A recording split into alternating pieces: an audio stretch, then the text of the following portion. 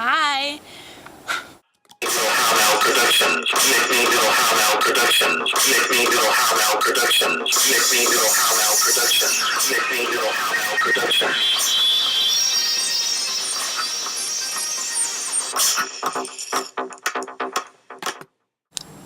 Guess where we are?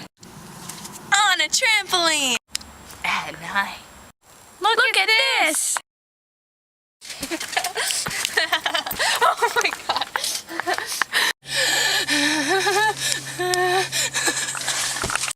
How do I jump on it? Dun, dun, dun, dun, dun, dun. You must have it. Jump on it. Jump on it. Jump on it. Dun, dun, dun, dun, dun, dun. You must have it. Jump on it. Jump on it. Jump on it.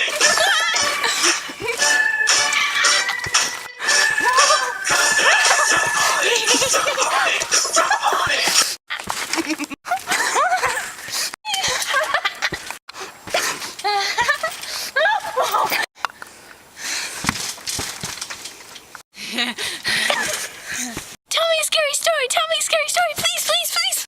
Okay. Yes. Once upon a time, there was a little girl named Nora.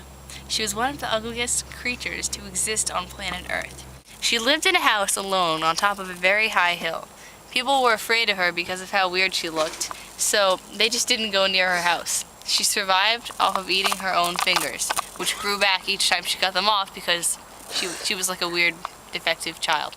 So Nora got a little lonely because no one liked her. So to keep her company, she had many pets. Now Nora had so many different wild creatures for pets that it was almost like a zoo. But in Nora's zoo, there were weird mini slimy zebras coated in green slime, and she would play with them in her hand, and she could fit like 100 in her hand at a time, and it was really weird. So she had those, and she had weird sea turtles that were giant and that would fill her whole room. And she also had a lot of slugs and weird, gross creatures. Get to the scary part. This isn't supposed to be your sister's life story. You know what? I'm getting to that, okay? My 6th grade LA2 teacher, Mrs. Cross, she told me to add more description to my story and more details. She told me to get on the train. I wouldn't make it to 7th grade, so I tried really hard to get on the train. I'm trying to help you by adding so much description, so can you just stop complaining, okay? I'm trying my hardest. Sorry. Anyway, so Nora's favorite pet was this cat named Fringin. And Fringin was like huge. She was really fat and she had these really sharp claws and she was gray and her nose was 2 different colors and it was split down the center with a weird line. So this Fringin, one day for like a whole week, Nora forgot to feed Fringin.